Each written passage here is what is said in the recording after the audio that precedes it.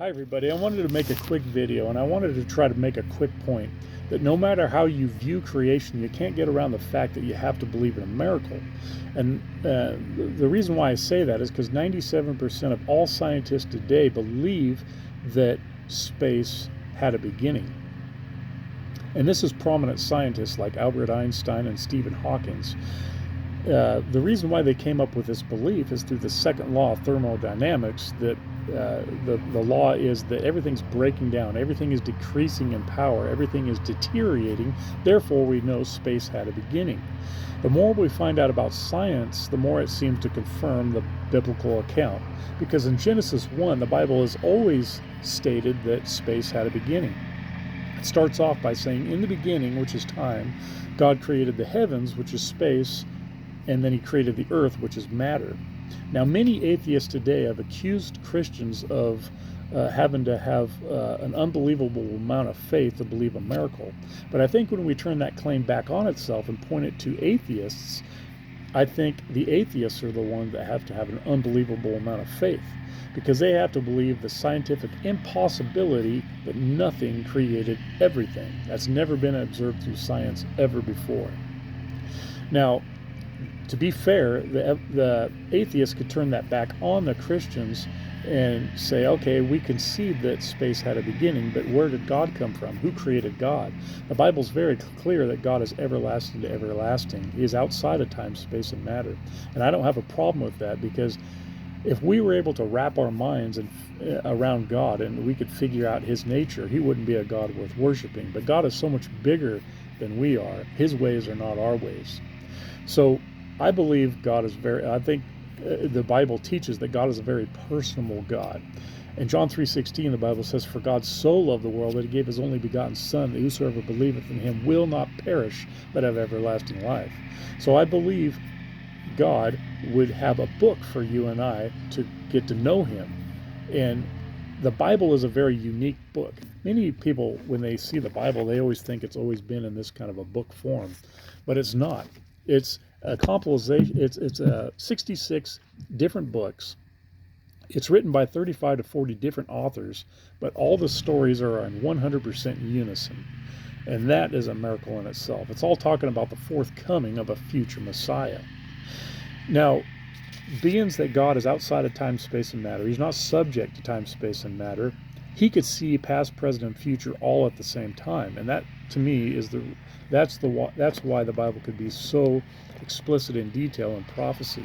Let me give you some examples on prophecy. In Daniel chapter 2 and Daniel chapter 7, Daniel predicts the rise and fall of 4 different nations. And the 4 different ones are Babylon, Media, Persia, and Greece. In Daniel chapter 9, Daniel predicts the exact time that the future Messiah would come and perform his earthly ministry. Daniel predicts that the Messiah will be cut off, talking about the crucifixion, and that right after that, the destruction of the second temple would occur. Now, when Daniel made that prophecy in Daniel chapter 9, the second temple hadn't even been built yet. So he prophesied the exact time the Messiah would come, perform his earthly ministry, he would be crucified, and the destruction of the second temple that hadn't even been built yet would be destroyed. And that's exactly what happened.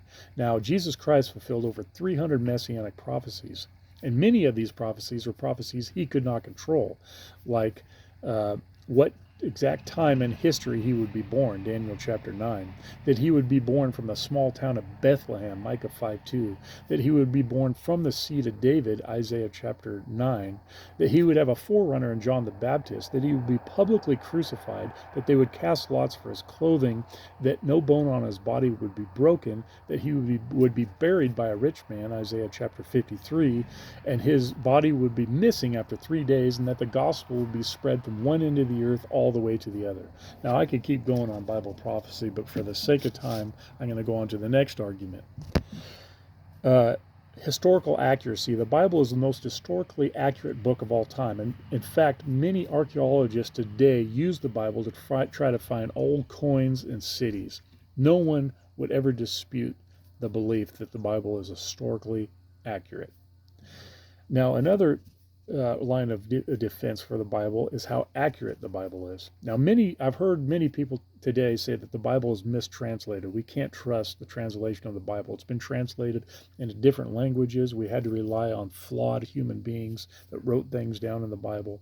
But I think if we were to use that same standard on all historical documents, we wouldn't be able to believe anything. And the reason why I say that is because the Bible stands head and shoulders above any other historical document. In fact, there's no other historical document that even comes close to the Bible.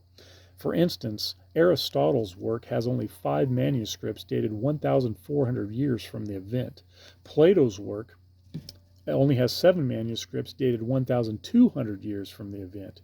In second place, we have the Homer's Iliad, the history of the Trojan War. That only has 900 manuscripts dated 950 years from the event. Now, in first place, we have the New Testament, New and Old Testament. We have over 5,300 manuscripts of the New and Old Testament. We have 10,000 Latin manuscripts and 9,300 in different languages. We have the first century forefathers of the church that quoted the Bible. So we almost have 100% of the Bible through just quotes of the first century church leaders. And these are many of these manuscripts are dated 30 years from the event, and many theologians believe we could even get much closer than that. If you were to stack all of these translations or documents on top of one another, scrolls, it would reach a mile high. We have what today is called textual criticism. So when you have this much volume of manuscripts to compare and contrast, you could almost be sure that it's almost 100% accurate to the original manuscript.